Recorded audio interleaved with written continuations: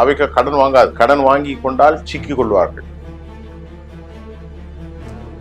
முதலமைச்சரை பொறுத்தவரை எனக்கு கிடைத்த ரகசிய தகவல்கள், அடிக்கடி ஐஏஎஸ் அதிகாரிகளை கூப்பிட்டு பேசுகிறார். அவர்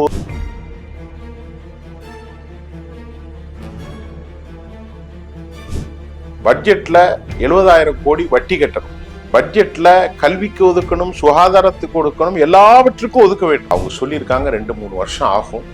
2-3 வருஷம் ஆனாலும் நிதி ஆதாரங்களுக்கெல்லாம் வாய்ப்பே கிடையாது. சட்டியில் இருந்தால் தானே அகப்பையில் வரும். சட்டியில் இல்லை. அதை முன்னால் இருப்பவர்கள் வலித்து நக்கி கொண்டு போய்விட்டார்கள்.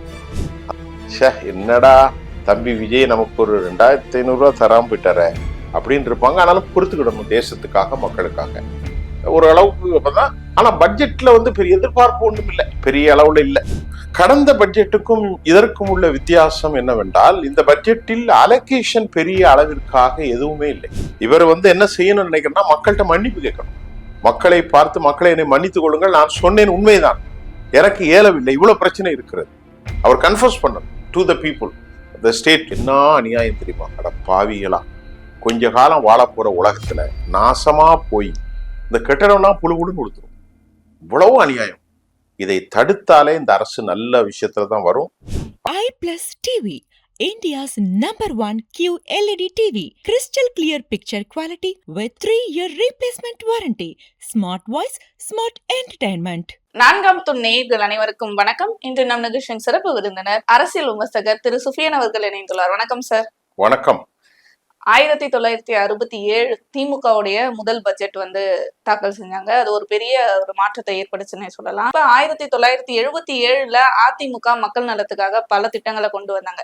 இப்ப தாவேகாவின் முதல் பட்ஜெட் எந்த அளவுக்கு ஒரு தாக்கத்தை ஏற்படுத்திருக்கு சார் 2026? வரலாற்றுல நீங்க சொன்னது உண்மை. இது 27 வச்சுக்கலாம். 67, 77, 27. இப்ப 26, 27 தானே, அதனால கரெக்ட் தான். பேரறிஞர் அண்ணா அவர்கள் வருகிற போது இளைஞர்களின் எழுச்சி, ஒரு ஜென்சி தலைமுறைகள், அதற்கு அவர் பட்ஜெட்டை விட்டார். அவர் ஓராண்டில் அவர் கேன்சர் வியாதியில இறந்துட்டார். டாக்டர் எம்ஜி ராமச்சந்திரன் அவர்கள் 77 ஒரு சிறந்த பட்ஜெட்.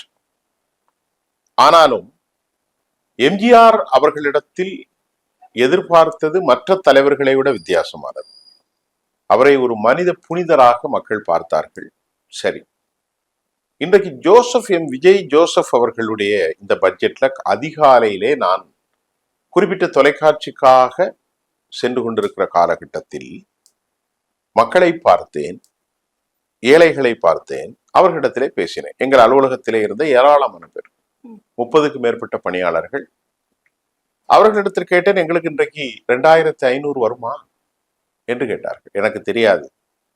உங்களுக்கு தெரியாத எப்படி இருக்கும் என்று கேட்டார்கள். சரி, இந்த பட்ஜெட்டினுடைய ஒட்டுமொத்தமாக 3,50,000 கோடி, 50,550 வரி வருமானத்தின் மூலம் இந்த அரசாங்கம் பெற்றுக்கொள்வது 2,54,000 கோடி. அதை தாண்டி 55,785 கோடி ரூபாய் அவர்கள் முதலீடு. இப்படி பலவிதமான விஷயம் இருக்கிறது. கடந்த பட்ஜெட்டுக்கும் இதற்கும் உள்ள வித்தியாசம் என்னவென்றால், இந்த பட்ஜெட்டில் அலோகேஷன் பெரிய அளவிற்காக எதுவுமே இல்லை. உங்களுக்கு உதாரணத்துக்கு நான் இப்போ சில விஷயத்தை சொல்ல போறேன். கல்வித்துறைக்கு 44,000 கோடி அவர்கள் ஒதுக்கீடு செய்திருக்கார்கள். இதை ஆரம்பிக்கும் போதே மரிய வில்சன் என்ன சொன்னார்னா, சிங்கப்பெண் நாங்க கொண்டு வந்திருக்கோம், பெண்களின் பாலியல் பலாத்காரத்தில் இருந்தும் பெண் பிள்ளைகள் அச்சுறுத்தப்படுதலிருந்தும் நாங்கள் இந்த பெண் திட்டத்தை கொண்டிருக்கிறோம். 200 யூனிட் ஃப்ரீயாக கொண்டு வந்திருக்கிறோம். 717 டாஸ்மாக் கடைகளை மூடுவதற்கான நடவடிக்கைகளை நாங்கள் எடுத்திருக்கிறோம். யார் சொல்றா?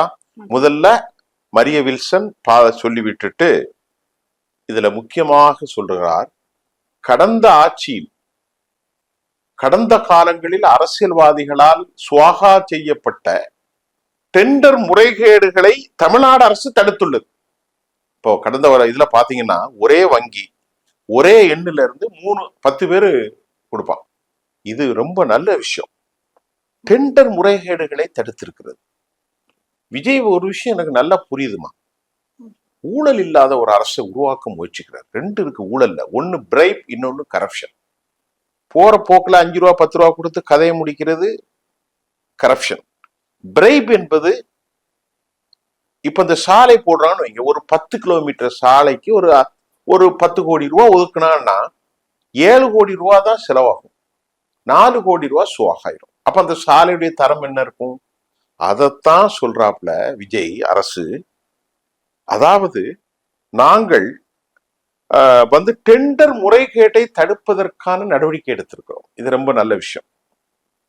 வெற்றி தமிழகம் என்ற பெயரில் தொலைநோக்கு திட்டங்களை நாங்கள் வழங்கியிருக்கிறோம். இதுலலாம் பாருங்க, பணம் ஒன்றும் ஒதுக்கீடு இல்லை. இப்ப நான் சொல்றதை நீங்க பாருங்க, 2 விஷயத்துக்குமே பண ஒதுக்கீடு இல்லை. பள்ளிக்கல்வித்துறைக்கு 44,000 கோடி ஒதுக்கித்தான் ஆகணும், சம்பளம் கொடுத்துத்தான் ஆக வேண்டும். 10,000 அரசு பள்ளிக்கூடங்கள்ல கேம்பஸ கிளீனா வைப்பதற்கு 139 கோடி ரூபாய். அந்த திட்டத்தின் பெயர் சூப்பர் கிளீன் சூப்பர் கேம்பஸ் திட்டம். வெறும் 139 கோடி ரூபாங்கிற பெரிய. பெரும் தலைவர் காமராஜரின் பெயரில் சிறப்பு பள்ளிகளை அமைப்பதற்கு 1.25 லட்சம், 125 கோடி. 11ஆம் வகுப்பு படிக்கும் மாணவர்களுக்கு சைக்கிள் கொடுக்கறாங்க, ஹெல்மெட் கொடுக்கறாங்க, அவர்களுக்கு குடிநீர் பாட்டில் வைக்கிறதுக்கும் அதுல சில ஃபெசிலிட்டிஸ். ஆனா இது புதுசா இருக்கே சார். இத்தனை ஆட்சியில வெறும் சைக்கிள் கொடுத்து மட்டும் தான் நம்ம கேள்விப்பட்டிருக்கோம். இப்ப அது பாட்டில் பிளஸ் ஹெல்மெட். ஏன்னா பிள்ளைகள் கீழே விழுந்துடக்கூடாது, விழுந்தாலும் தலையில அடிபடக்கூடாது, ஏதாவது ஒரு பாதுகாப்பு. நல்ல விஷயம் தான். பொது நூலகங்கள்லாம் ஏற்கனவே அண்ணா நூலகங்கள்லாம் வந்துட்டு, இப்ப ஜோசப் விஜய் அதை டிஜிட்டலைசேஷன், டிஜிட்டல் நூலகமாக மாற்ற போகிறார். உயர்கல்வித்துறைக்கு கிட்டத்தட்ட ஒரு 2,839 கோடி ஒதுக்கி இருக்காரு. எத்தனை துறைக்கு? உயர்கல்வித்துறை. கல்லூரி மாணவர்களுக்கு மட்டுமல்லாமல் மடிக்கணனி திட்டத்திற்கு, அதாவது லேப்டாப், அதுக்கும் ஒரு 2,000 கோடி. போட்டி தேர்வுகளுக்கு ட்ரைனிங் சென்டர், இதுக்கெல்லாம் பாருங்க ரொம்ப ரொம்ப சின்னதா 3 கோடி.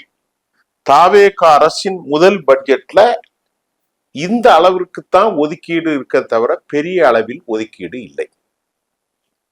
ஆனா அவருக்கு என்ன சொல்றாங்கன்னா, நீங்க ரொம்ப எதிர்பார்த்திருக்கிறீங்க.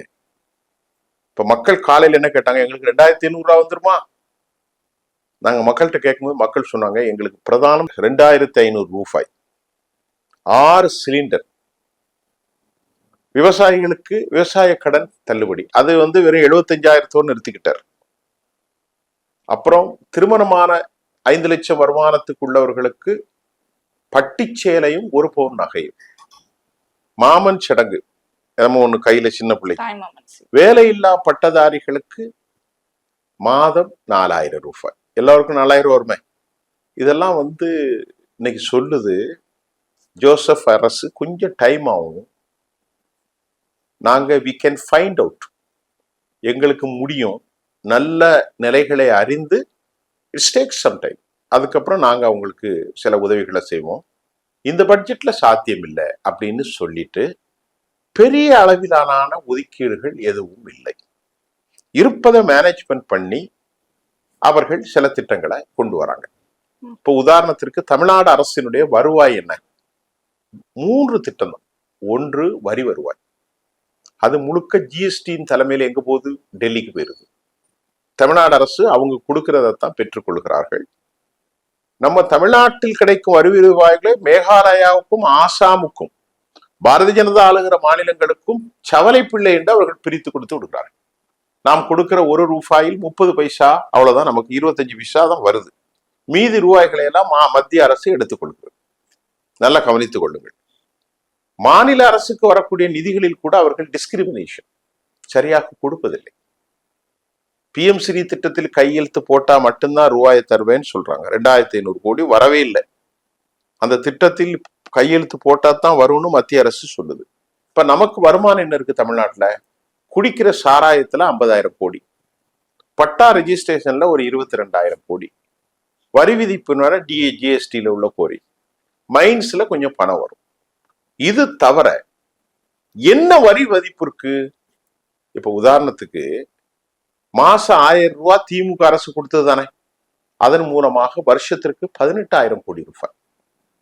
இப்ப அந்த 1,000 2,500 எவ்வளவு ஆகுது? 1.5 மடங்கு அதிகமாகுதா? 1,000 ரூபாய் 2,000 ரூபாய் கூட ஒரு 500 ரூபாய். அப்ப 18,000 இன்று 2,000 ரூபாய் என்பது 18,000, 2,000 ரூபாய் என்பது 18,000, 18,000, 18,000, 36,000. அதற்கு பிறகு ஒரு 500 கோடி இருக்குல்ல, 2,500 ரூபான்னா அப்ப அந்த 500க்கு ஒரு 9,000 கோடி. அப்ப கணக்கு பண்ணுங்க, 18,000, 18,000, ஒரு 9,000, 45,000 கோடி ஆகும். 45,000 கோடி கொடுத்தா அந்த அரசு எப்படி வழங்கும்? அதைத்தான் சொல்றாங்க, பயனாளிகளை நாங்கள் அடையாளம் காண போகிறோம். திமுக அரசு 1 கோடியே 30 லட்சம் பேர் கொடுத்தாங்க. எவ்வளவு பேருக்கு? இவங்க 1 கோடியே 30 லட்சம் பேருக்கு கொடுத்தா ஒண்ணுமே இருக்காது. மாசம் 4,000 ரூபாய் கொடுக்க முடியாது, சிலிண்டர் ஃப்ரீயா கொடுக்க முடியாது, விவசாயிகள் கடனை தள்ளிவிட முடியாது. ஆனால் ஜோசப் விஜய் ஆட்சிக்கு வந்துருவேன்னு அவர் கனவுல நினைக்கல. அவசர கோலத்தில் அள்ளி தொளித்த கோலமாக அள்ளிவிட்டார். ஆனால் பட்ஜெட் இவ்வளவுதான்.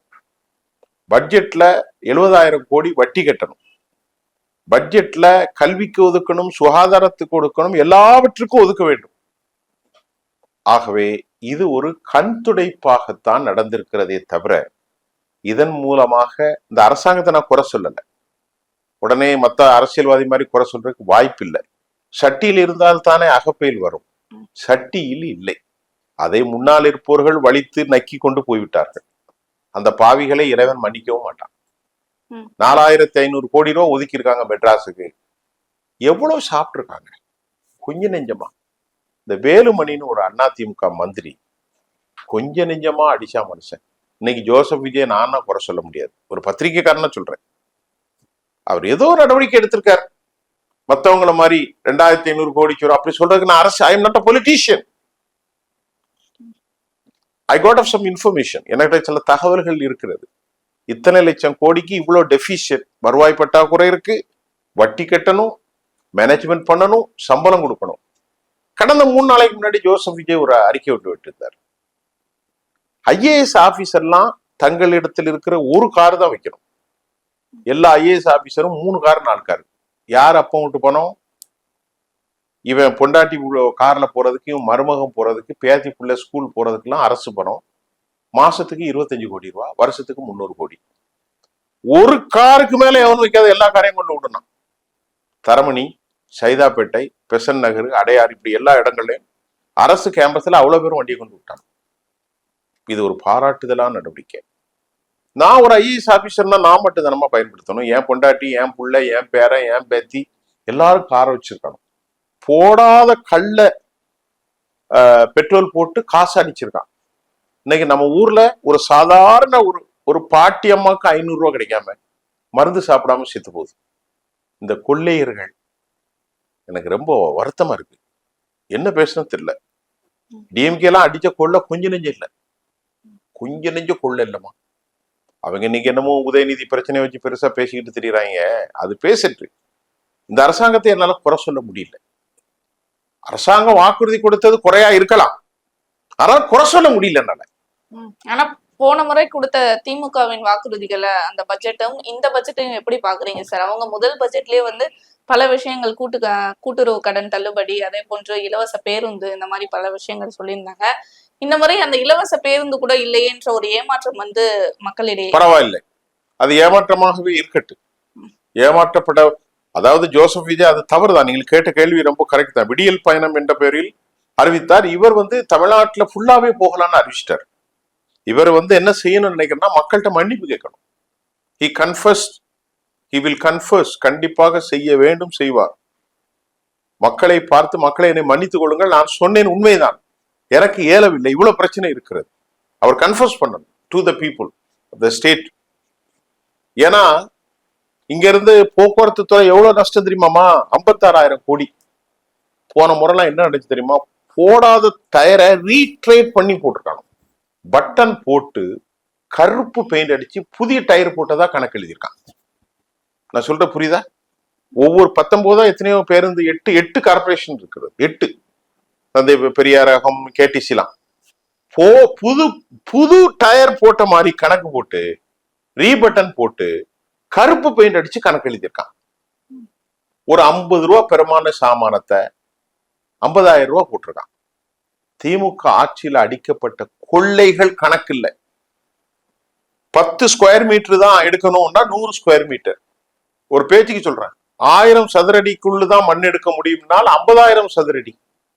மலைகளை குடைந்து நாசம் இன்னைக்கு கேரளாவில நின்று போச்சு. அதனால இந்த அரசாங்கத்திற்கு கொஞ்சம் நம்ம ஆதரவு கொடுக்கணும். இலவசங்கள் தரலன்னு நம்ம நினைக்க கூடாது. இப்ப 1000 ரூபாய் போயிட்டு தானே இருக்கு, 1000 போய்கிட்டு தான் இருக்கு, போகாமலாம் இல்லை. போதும், நீங்கள் கொஞ்சம் தியாகம் செய்யுங்கள், அரசாங்கத்தோடு ஒத்துழைங்கள். இந்த அரசாங்கம் ஒரு வாய்ப்பாக நான் சொல்கிறேன், கொஞ்சம் மக்களுக்கு நன்மையாக இந்த ஊழலை ஒழித்து விட்டார், எராடிகேட் பண்ணிட்டார். நமக்கு என்ன குறை வரப்போகுது? இது என்னுடைய பார்வை, உங்க பார்வை மாறலாம். நீங்க ஒரு பத்திரிகையாளர், உங்களுடைய பார்வைக்கு எல்லாம் என்னங்க, பஸ்ல ஏறி நாங்க போலாம்னு நினைச்சோம். இப்ப பஸ்ல போயிட்டு தான் இருக்காங்க, இலவச பஸ் எல்லாம் ஓடிட்டு இருக்கு. விடியல் பயணம் என்பதை எடுத்து விட்டு என்ன பயணமும் போட்டிருக்காங்க, மகளிர் வண்டி விடியல் பேரை மட்டும்தான் எடுத்திருக்காங்க, ஓடிக்கிட்டு தான் இருக்கு. அதே போல 1000 ரூபாய் போயிட்டு இருக்கு. இவ்வளவு போதுமானதுதான். இந்த அரசாங்கம் முழுமையாக திட்டத்திற்கான நிதிகளை ஒதுக்கிடணும். 4000 கோடினா 4000 கோடி போய் நிக்கணும். என்ன அநியாயம் தெரியுமா? அட பாவிகளா, கொஞ்ச காலம் வாழ போற உலகத்துல நாசமா போய் இந்த கட்டடம்னா புழுகுன்னு கொடுத்துரும். இவ்வளவு அநியாயம். இதை தடுத்தாலே இந்த அரசு நல்ல விஷயத்துலதான் வரும். அவங்க சொல்லியிருக்காங்க 2-3 வருஷம் ஆகும். 2-3 வருஷம் ஆனாலும் நிதி ஆதாரங்களுக்கெல்லாம் வாய்ப்பே கிடையாது. ஏன்னா உங்களுக்கு ஒரு இடத்துல வியாபாரம்னா 100 பேர் கூடுவானா 1000 பேர் கூட மாட்டாங்க. ஒரு இடத்துல ஒரு டீ ஓடுதுமா, ஒரு நாளைக்கு 10 லிட்டர் பால் விற்கும். ஒரு 12 லிட்டரா 13 லிட்டரா 15 லிட்டரா விற்கலாம். நீங்க 500 லிட்டர் விற்க முடியாதுல்ல. அதனால அரசுகிட்ட இருக்கிற வருமானம் என்ன இருக்கு? டாஸ்மாக் வருமானம் இருக்கு, டாக்ஸ் வருமானம், டாக்ஸேஷன் வருமானம் இருக்கும். அரசினுடைய சொந்த டாக்ஸ் வருமானம் 2,54,000 கோடி. அரசினுடைய டாக்ஸ் வருமானம் 2,54,000 கோடி. இப்ப பட்ஜெட் இதை வைத்து கொண்டுதான் கொடுக்க முடியும். ரிஜிஸ்டர் நடக்கிறதுல 22,000 கோடி, மைன்ஸ்ல ஒரு 10,000 கோடி வரும். அதே இதுதான் அந்த 3 நாளும் தான் வருமானம். வேற எங்க இருந்து வருமானம் வரும்? ஆனா இப்போ கஜானாவே காலின்னு சொன்னாரு முன்னாள் முதல்வர் ஸ்டாலின் அவர்கள் சுத்தமா தொடச்சு வச்சுட்டு போயிருக்காருன்னு சொன்னாரு. இப்ப இத்தனை திட்டங்கள் கொண்டு வந்திருக்காரு, எக்ஸ்ட்ரா நிறைய திட்டங்களையும் ஆட் பண்ணிருக்காரு. இதற்கெல்லாம் எங்க இருந்து வருவாயை கொண்டு வர போறாரு சார்? 5 லட்சம் கோடி கடன் வாங்கினார்ல. 5 லட்சம் நீங்க கேட்டீங்களே, போன தடவை பஸ் ஃப்ரீயா விட்டாரு. அது என்ன அவ அப்பா வீட்டுல உள்ள காசா? கடன் வாங்கின காசு. 5 லட்சம் கோடியில கடன் வாங்கி அவர்கள் மாதம் 18,000 கோடிய வருஷத்துக்கு கொடுத்தாங்க. 5 வருஷத்துக்கு எவ்வளவு வந்திருக்கு? 5 லட்சம் கோடியை கணக்கு பண்ணி பாருங்க. 5 × 10 = 90, 1 லட்சம் கோடி போயிட்டு. 5 லட்சம் கோடி கடன் வாங்கலாமா 5 வருஷம்? இந்த 5 லட்சம் கோடியில 1 லட்சம் கோடி எதுக்கு போயிட்டு? மாசம் 1,500 ரூபாய் கொடுத்தா 5 வருஷத்துக்கு எத்தனை லட்சம் கோடி? 1 லட்சம் கோடி போகுது. வருஷத்துக்கு 18,000 கோடின்னு வைங்களேன், 90,000 கோடி போயிட்டு. அது அல்லாம வேற என்னது? வேற மத்ததெல்லாம் கொடுத்திருக்காரு. சிற்றுண்டு, மாணவர்களுக்கு சாப்பாடு அது கொடுத்திருக்காரு. அதுக்கப்புறம் மற்றதெல்லாம் ஓசியில பஸ்ஸுல 57,000 கோடி மாசம் ஒரு அமௌண்ட் கொடுக்கணும். 9,000 கோடி என்னமோ கொடுக்கணும், அது கொடுக்கல. அதுக்கு ஒரு 50,000 கோடி போயிருக்கு. அப்போ 1,50,000 லட்சம் கோடி போயிட்டு. எதுக்கு? 5 லட்சம் கோடியில 1,50,000 லட்சம் போனா 3,50,000 லட்சம் கோடி இருக்கு. இப்படித்தான் கடன் வாங்கித்தான் கொடுத்தார்கள். அந்த கடனிலும் வாங்கி 5 லட்சம் கோடியில 3 லட்சம் கோடியை கொடுத்திருக்காங்க, 2 லட்சம் கோடியை அடிச்சிருக்காங்க. ஆனா இப்ப அதே கடன் தான் இப்ப தாவேகா அரசு வாங்க போதா? தாவேகா இன்னைக்கு பட்ஜெட்டை வச்சு நான் முடிவு செய்ய முடியாது. தாவேகா கடன் வாங்காது. கடன் வாங்கி கொண்டால் சிக்கிக் கொள்வார்கள். ஆனால் முதலமைச்சரை பொறுத்தவரை எனக்கு கிடைத்த ரகசிய தகவல்கள், அடிக்கடி IAS அதிகாரிகளை கூப்பிட்டு பேசுகிறார். அவர் ஒரு உறுதியை சொன்னார், எனக்கு பணம் தேவையில்லைன்றார். எனக்கு போதும், இருக்கிற பணமே போதும், நான் பணம் சம்பாதிக்கிற தேவையில்லை. திமுக அரசு அப்படி இல்லை. தலைமுறையாக அதை சொல்வதில் எனக்கு எந்த வேதனையும் இல்லை, எந்த அச்சமும் இல்லை. தலைமுறைகளாக கொள்ளையர்களுடைய அரசாங்கம். அவ்வளவு வேதனையா இருக்குமா? நேற்று நின்றாங்களா அவ்வளவு பேரும்? நான் சும்மா பக்தியில நின்னாங்க. உதயநிதி கூட ரொம்ப வருத்தம். சரி, உதயநிதி பேசினார், வார்த்தைகள் ஒன்று பக்கம் தவறா போகட்டு, திமுக இதுல கைது செய்திருக்க கூடாது. சரி, அதெல்லாம் ஒரு பெரிய விஷயம் இல்லை. ஆனா வந்தார்களே, துரைமுருகன்ல இருந்து, TR பாலுல இருந்து, வேற ஏவா வேலுல இருந்து, பொன்முடி, எல்லாரும் என்னமோ பெரிய தேச பக்தர்கள் மாதிரி.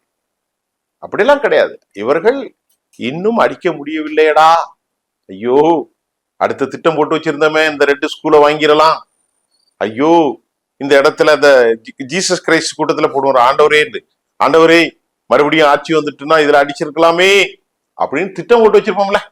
நாளைக்கு வா, நாளைக்கு உனக்கு தரேன்னு. அப்படி திட்டம் போட்டதுல மண் உழுந்துட்டு. இப்ப கூட நான் என்ன சொல்றேன், ஜோசப் விஜய் அரசு பாராட்டுக்குரிய அரசு தான். ஆதரவா இல்ல நான் பேசுறது, அவங்களுக்கு எல்லாம் ஆதரவு இல்லை. அவங்க கூட இருக்கக்கூடிய இந்த ஜெகதீஸ்வரின்ற ஒரு பொண்ணு ரொம்ப கேவலமா பேசினாங்க.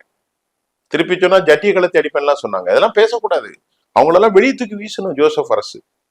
அதனால அவர் நல்ல செய்யற நினைக்கிறாரு. இந்த பட்ஜெட்ல இதுதான். ஆனால் மக்கள் கொஞ்சம் கோஆபரேஷன் பண்ணணும்.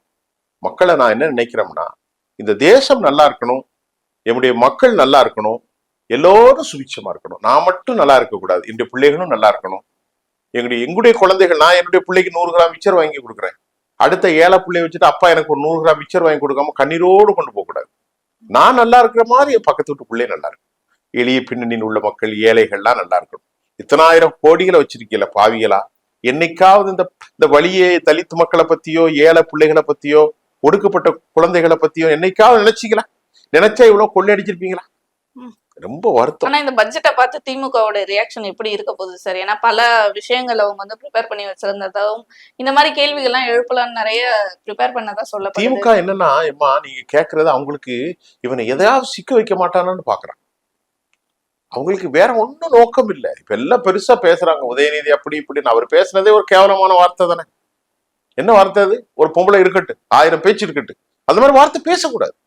காவேரியில தண்ணி வரல, அவருக்கு அங்க வரணும், என்ன பேச்சு அது? ஒரு ஒரு ஒரு மரியாதை பேச்சா? மரியாதை இல்ல. திரிசாங்கிற அவங்க, திரிசா எப்படி இருக்கிறாங்க இருக்கட்டு, அது அவருடைய பர்சனல் லைஃப். திமுக பர்சனல் லைஃப் எல்லாம் பேசலாமா? அப்படிலாம் பேசக்கூடாது. கண்ணியத்தோடு நடக்கணும். உனக்கும் பொண்டாட்டியும் குடும்பத்துக்குள்ள பொதுக்களத்துல அரசை மட்டும்தான் விமர்சிக்கணும். அரசாங்கத்தினுடைய கொள்கையை, அரசாங்கத்துடைய பாலிசி, அரசாங்கத்துடைய ஊழல்களை. அவன் என்ன இருந்தா நமக்கு என்ன இருக்கு? அமெரிக்கால அப்படி இல்லை. எப்ஸ்டீன் ஃபைல பார்த்தா இன்னைக்கு ஒருத்தனும் தப்ப மாட்டான் தமிழ்நாட்டுல. அதனால இந்த விஷயம், இந்த பட்ஜெட்ல நான் உங்களுக்கு 4ஆம் தூரம் அடுத்து நான் தர்றேன். இன்னும் 2 நாள்ல மறுபடி முழு பட்ஜெட்டுடைய முழு இப்போ காலை மணி 1:30 மணிக்கு பேட்டி எடுக்கிறீங்க. இப்ப எனக்கு முழுமையான தகவல் வரல. இருந்தாலும் பெரிய அளவுல அலோகேஷன் இல்லைம்மா, பெரிய அளவுல அலோகேஷன் இல்லை. ஆனால் நம்ம மக்கள் பாவம் தானே, ஒரு 1500 எக்ஸ்ட்ரா வந்துடக்கூடாதா? மாசம் 2500 பல பேருக்கு ஒரு ஆசை இருக்கும். என்னடா தம்பி விஜய் நமக்கு ஒரு 2500 தராம போயிட்டார அப்படின்னு இருப்பாங்க. ஆனாலும் பொறுத்துக்கிடணும், தேசத்துக்காக மக்களுக்காக ஒரு அளவுக்கு தான். ஆனா பட்ஜெட்ல வந்து பெரிய எதிர்பார்ப்பு ஒண்ணும் இல்லை, பெரிய அளவுல இல்லை. ஏன்னால் நீங்க சொன்ன மாதிரி சட்டியில இருந்தா தானே ஆப்பிள் வரும். சட்டியில ஒண்ணு இல்லை. திமுகவினருக்கு கடுமையான வைத்தறிச்சல். இந்த ஆட்சி எப்படியாவது கலைச்சு நாசமாக்கிறோம்னு அவங்க நினைக்கிறாங்க. ஏன்னா அரசாங்கம் அதுக்கு இதுதான். 87 வயசு நடக்க முடியாத துறைமுருகன் ஓடி வரார்ல. நீ வீட்டுல படுத்து கிடக்கணும்னா 87 வயசு ஆச்சு, நீ எந்த சாதிக்க போற? 50 வயசாகி நமக்கு ஓட முடியல. 2 படி ஏறினா இழைக்குது எனக்கு. நீ 87 வயசு ஆயிடுச்சு, இன்னும் கூட அதிகாரம். டை அடிச்சுக்கிட்டு டிஆர் பாலு இன்னும் அதிகாரம், பொன்முடி அதிகாரம், தங்கம் தென்னரசு அதிகாரம், எல்லாருமே அதிகாரம் அதிகாரம். ஏன் அதிகாரம் அதிகாரம் அதிகாரம்? இருக்கிறவங்க KN நேரு 2000 கோடி அடி. அதனால அதை கம்பேர் பண்ணும்போது பெரிய ஊழல்கள் இல்லை இது வரைக்கும். அப்படித்தானே பார்ப்போம். நாளைக்கு ஜோசப் விஜய் ஊழல் அடித்தால் இதை விட கடுமையா நம்ம எதிர்ப்போம். இதுதான் இன்னைக்கு பட்ஜெட். கண்டிப்பாக சார், பல விஷயங்கள் மக்களுக்கு சொல்லியிருக்கீங்க. தொடர்ந்து இது போன்ற பல நிகழ்வுகளை பற்றி பேசுவோம். நன்றி சார். நன்றி.